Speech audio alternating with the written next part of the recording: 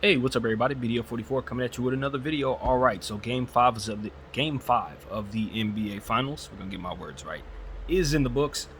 104-94 is the score. The Boston Celtics lose on the road. Of course, the Golden State Warriors take a 3-2 lead in the series.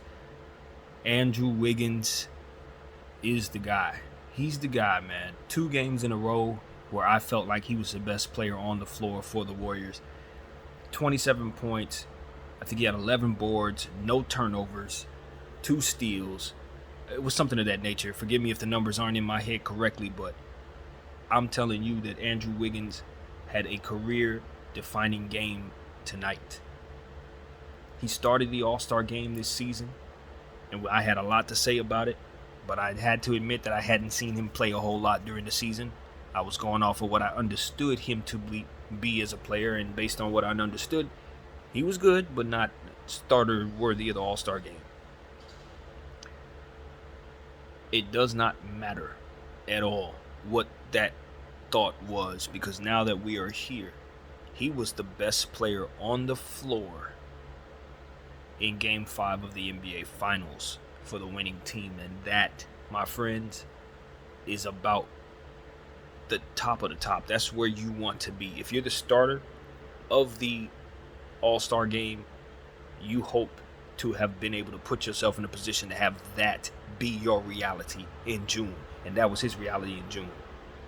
I'll never forget it. Andrew Wiggins is one of the most important players for the Golden State Warriors this season, and we are seeing him come through for them in an opportunity where they could either go down in this series 3-2 or go up in the series 3-2. And ever since they've had their back against the wall, or rather down in the series 2-1, he's taken it upon himself to crash the glass and give his team everything they need on both sides of the floor. His defense is not to be forgotten as well. He's been playing awesome defense on both Jaylen Brown and Jason Tatum all series long. Tonight you saw some of the best defensive sequences ever against those guys by him. And like I said, I started it off this way for a reason, because this is exactly what happened tonight. Andrew Wiggins had a career-defining basketball game after his last career-defining basketball game. And Steph Curry is in jeopardy of losing Finals MVP once again because of it. Like, simple as that. If this continues, I'm going to have a hard time voting Steph Curry over Andrew Wiggins, truthfully. And that's not because of Steph Curry not shooting the ball very well tonight, because that didn't have anything to do with it. Steph did not shoot the ball very well tonight, but I thought he attacked a very, very, very focused on him type of defense tonight. The defense was catered to stopping him.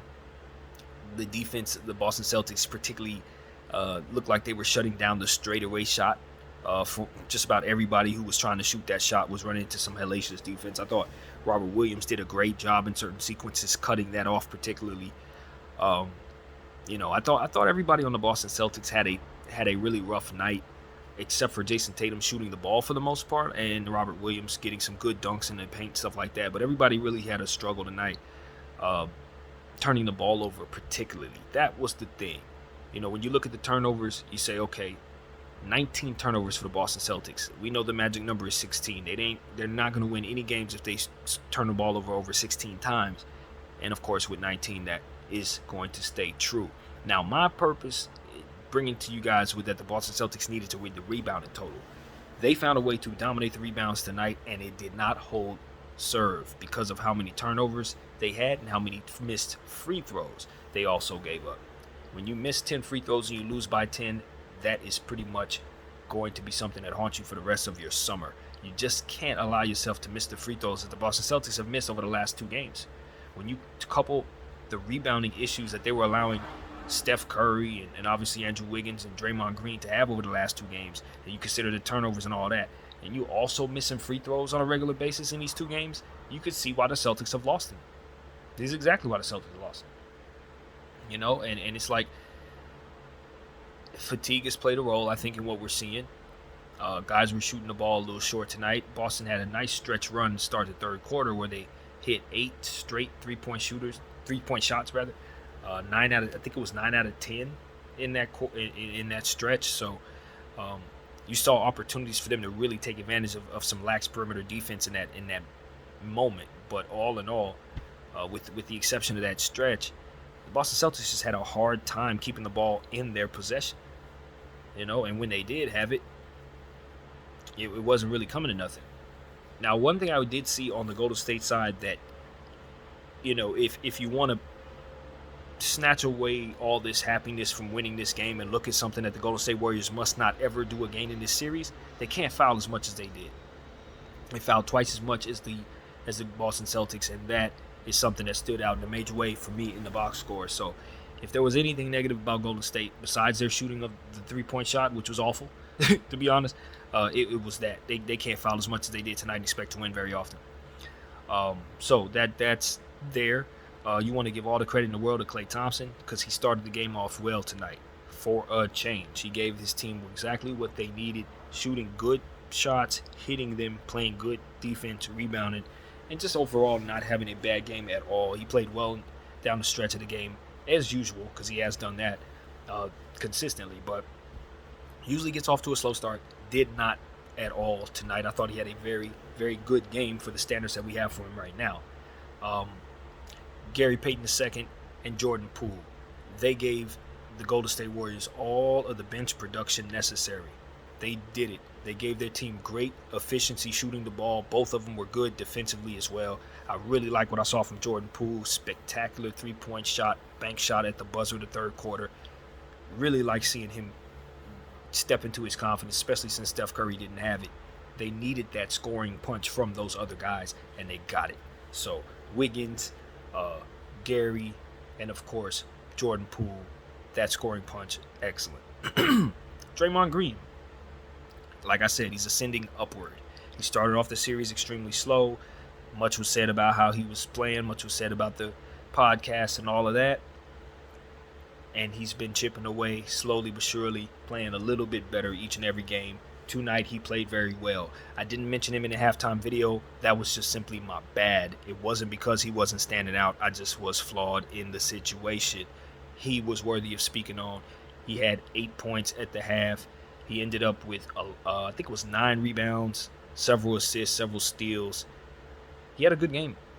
And it needs to be said because we talked a lot about how bad he's been playing, but he was a great contributor to success tonight. Now, there were certain circumstances. As we know, we already mentioned, the Golden State Warriors did give up a lot of three-point shots to start the third quarter. At that time, it was important that Steve Kerr go small, and he was forced to take Kevon Looney off the floor for a little while. They were able to weather the storm. So that's something that was noticeable. If the Boston Celtics shoot as well as they did in that quarter in Game 6, we can see the series go back to Game 7 with issues with those bigs staying on the floor. So that's something I'm still paying attention to. All in all, you gotta say, the Golden State Warriors have taken command of this series. I said at the end of the last game that they had won that I didn't think they had made me feel like they were the better team in this series just yet. But if they won this game in a certain way, they would officially do that. They have officially done that. I think the series momentum has officially swung back to Golden State. And the only thing I really like about this series in regards to Boston now is the fact that it's headed back to their home.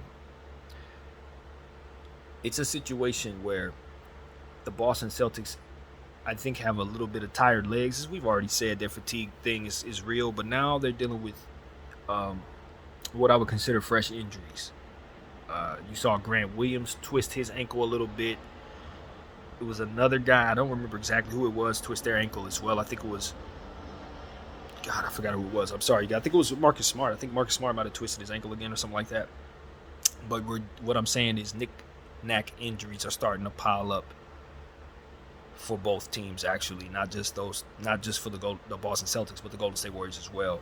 So, yeah, that's the one thing I can say I took from Game 5. Fresh injuries. A couple guys, they played through them. Everybody played through what happened, but all in all, we will have to keep an eye on guys carrying over those injury issues, or if there's any swelling or anything like that. Could it affect guys on the long flight back to Boston? So that's something to pay attention to. Let's see, what else would I like to mention here? Jaylen Brown's inefficiency. I wasn't mad at Jaylen Brown necessarily tonight. I just felt like, when it's not falling, it's kind of tough because they've been relying upon him to really be aggressive, driving into the basket, doing the things that he does. And I just felt like as much as the Golden State Warriors were fouling, there were a lot of fouls that were not called, and maybe he was the recipient of some of that. Um, but all in all, you just want to see him hit some shots. I thought his three-point shot wasn't falling. It was just a tough night for him scoring the ball. And when you consider he also handed over, I think it was 5 turnovers on his own. That's really bad. Marcus Smart had like 4 turnovers. I think Jason Tatum had like 4 turnovers. You just can't have that many turnovers from your stars and expect to succeed. We're talking about 22 points off of 19 turnovers. You just can't. I mean, in the NBA Finals against a team that's won a bunch of championships on their home floor, you just leave yourself no room to succeed. The Boston Celtics really do have scoring issues and turnover issues. I say this knowing this going into the series. It's why I didn't pick them to win the series. And I think you really saw the worst of it tonight. The Golden State Warriors defense must be given all the credit in the world, particularly in that first half where they really, really put the clamps on and made the Boston Celtics look, like a lesser offensive team. I thought both teams did what they were supposed to do on the glass. You know what I mean? I thought the Boston Celtics really took care of that. But it's a situation where you hurt yourself too much. You just hurt yourself too much when you turn the ball over that much and then you miss 10 free throws. Lose by 10. What are you going to do? You know what I mean? That's what happens to yourself. I thought Jason Tatum played a really, really good game. He shot the ball very well. He was hot throughout the entire game for the most part. In the first half, he had only missed 3 shots, and then he started the quarter hitting a bunch of three-point shots. It was looking good for him. But the turnovers, you do yourself no favors. You look at all that good shooting, and then you look at Marcus Smart's his efficiency. Gave you 20 points. I think he had, 7 rebounds or something like that. Forgive me, again, numbers. But all in all, it's the turnovers, the missed free throws. It can't win that way. Cannot win that way. So we can shift our energy back to the Golden State Warriors in regard to giving all the praise and credit to the players on their team that played excellent. Jordan Poole, Gary Payton II off the bench, Klay Thompson doing things, hitting shots, being efficient tonight. Draymond Green. I heard Magic Johnson say that Draymond was going to get a triple-double tonight. He didn't quite get you that triple-double, but he did fill up the box score in every one of those categories and could have very well got a triple-double if this thing went into overtime. I believe he had 8 rebounds, 7 assists, and 8 points or something like that. So that's a good Draymond game in a victory.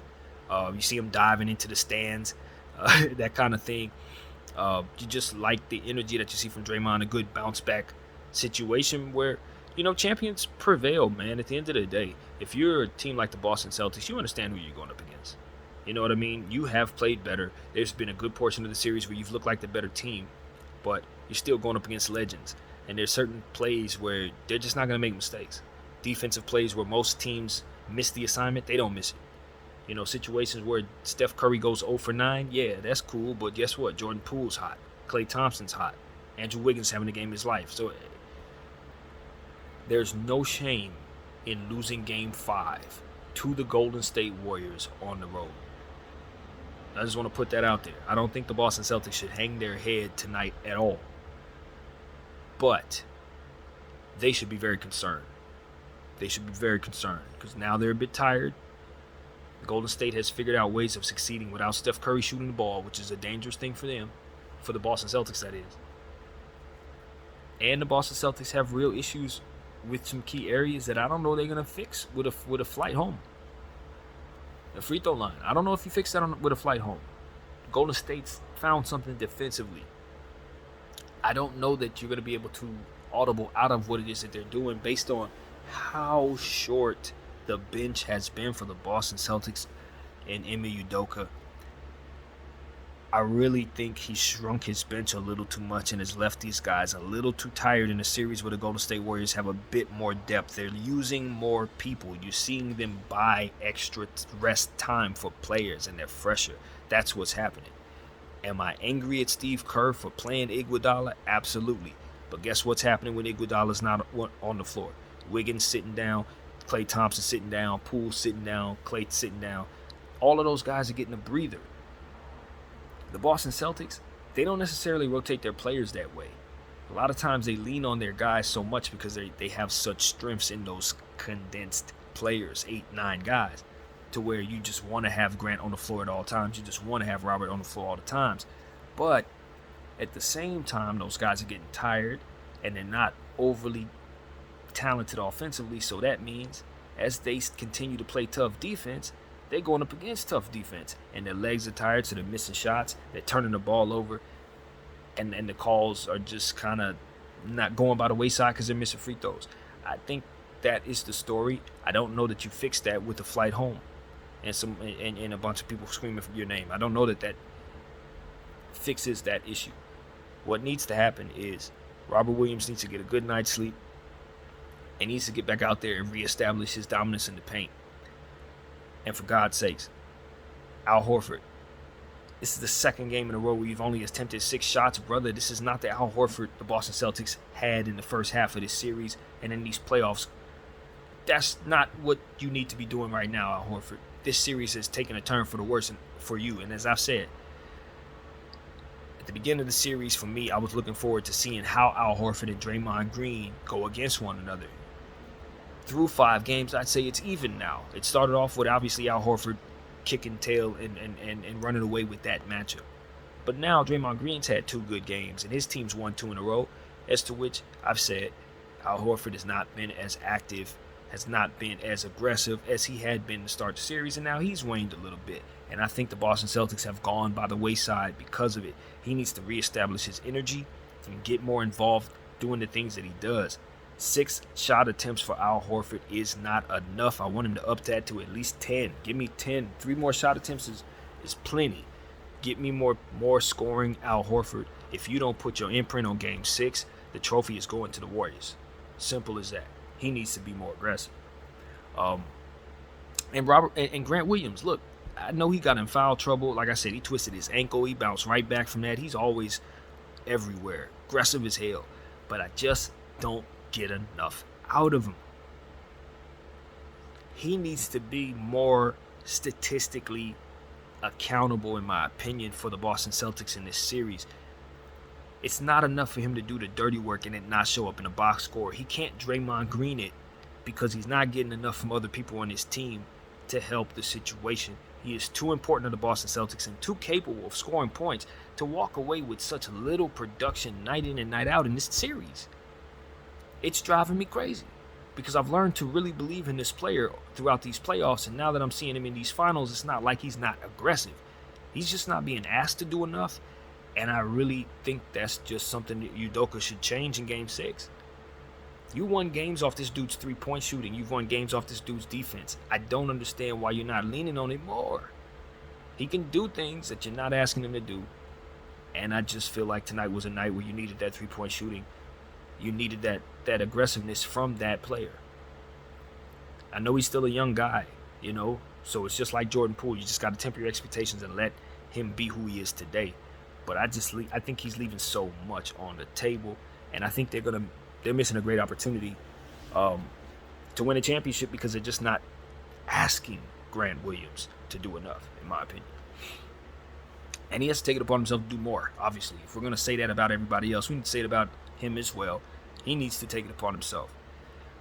So that's what I'm challenging him to do.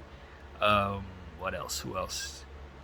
Yeah, just, again, Boston's bench. Just don't see enough people used. Peyton Pritchard, I don't know where he is in this series. Derek White, he didn't pop off the screen for me tonight. Didn't show up too much in the box score for me to really talk about him.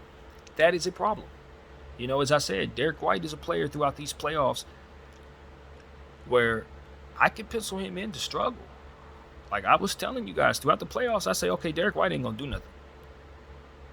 And then throughout these playoffs, as the series had gotten, more mature, as he get into Game 6s and Game 7s of these series, he starts finding his way. Well, in this series, it was the opposite. He started off really strong because he ended the last series strong. So you saw him hitting shots, doing all kinds of stuff on both ends of the floor. But as every game has progressed in this series, he's done less and less and less, to me, it seems. And in this game, we've gotten to a point where he's a no-show. On the road, in an NBA Finals, when Andrew Wiggins and Gary Payton and Jordan Poole are all contributing for the Warriors, You have to have a very, very productive night from a guy like Derek Williams. This is the night where I needed 27 from Derek White, excuse me. Derek White. I needed him to score the ball more in this game.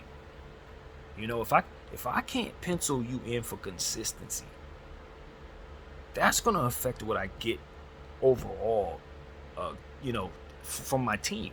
Like, it's not just a situation where he can do this and other guys are making up for it. They're not talented enough offensively, Boston isn't, for him to be as inconsistent as he's been. Simple as that.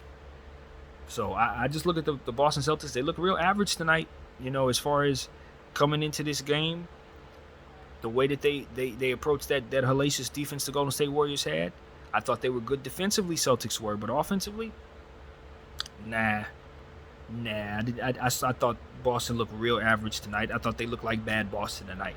They looked like the Boston Celtics team that I basically said I thought couldn't win this series, which is why I picked the Warriors in 7.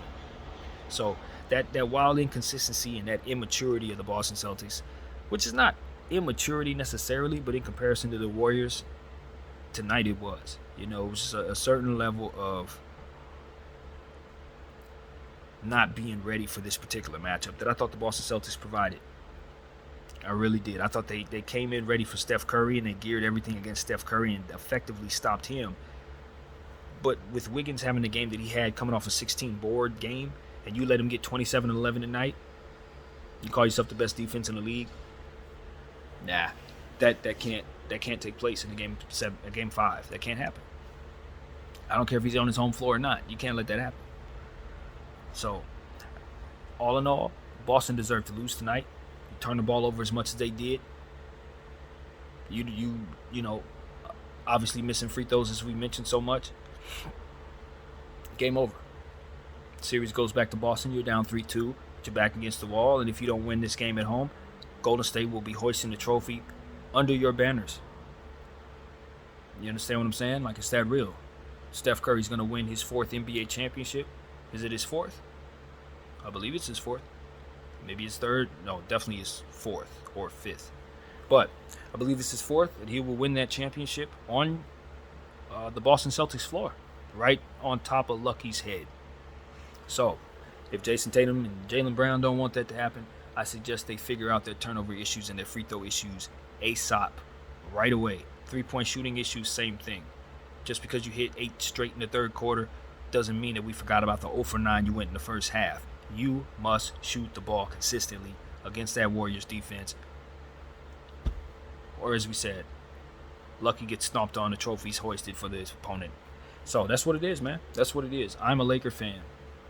And I'm really proud of myself for not allowing you guys to see how excited I am about the Celtics losing this game. But I always tell you guys at the end of the game, I am very invested in this thing, deeply, deeply invested in this thing. I just don't let you guys see it as much because I really pride myself on being absolutely objective, and I truly like seeing basketball players succeed no matter what uniform they're wearing. But as it pertains to this season, I really do like this Boston Celtics team. They are a great bunch of guys who deserve to be here. Played great basketball throughout this season, throughout these playoffs. I'm not rooting for them to fail, but as a Laker fan, I definitely want the Boston Celtics not to win an NBA championship ever again. Ever again. I've made many videos letting you guys know how serious that is. But I did pick the Celtics to win this particular game because I thought they would find a way to do so, and they made me look foolish. They really did. Turn the ball over and stuff like that. Missing free throws as they have, letting Wiggins go off. I just a little disappointed in the team, to be honest with you. I know that sounds a little strange coming from my point of view, but yeah, I just did not like what I saw out of Ime Udoka's squad tonight, and I did not expect to say that. I did not expect that to be the case. I thought the Golden State Warriors were the better defensive team tonight. I thought they were the better overall team tonight. So, that is my truth. That is the God's honest truth. I walk away with a smile about the circumstance as it pertains to my Lakers, but I walk away from the situation looking at the Celtics saying, wow, you guys worked really, really hard to come into this game with this approach. I just feel like you give yourself no credit for all the hard work you put in, when you come into a game like this and don't even give yourself 100 points. You can't even get 100 points, you know? It comes to a point where you say, for all the marbles and all the pride you have, you got to dig really deep. When I look at Andrew Wiggins, you know how deep I think that man is digging right now? Every possession, every play, his focus, his level. This man he sees himself hoisting the trophy. He's looking to win his first NBA championship. You know what I mean? And I look at some of the different times where the Boston Celtics have played so well. I look at like Game 7 against the Bucks, various games where they played well. Who knows which games they were, but the point was, I remember them playing well, playing defense, forcing turnovers, hitting threes, making plays when the shot wasn't falling. A guy like Jason Tatum making all kinds of assists and stuff like that. Jaylen Brown making all kinds of defensive plays, driving into the paint. I've watched this team in this playoffs battle so damn hard. And I just didn't see that tonight. Simple as that. I didn't see that tonight. And I honestly am disappointed. I really am. Genuinely disappointed. But it is what it is. Golden State Warriors are one game away from an NBA championship. And as a Laker fan, nothing makes me happier in the world. Nothing at all. So I'm going to leave you guys with that. My name is BDF44. I thank you all for watching. I'm out.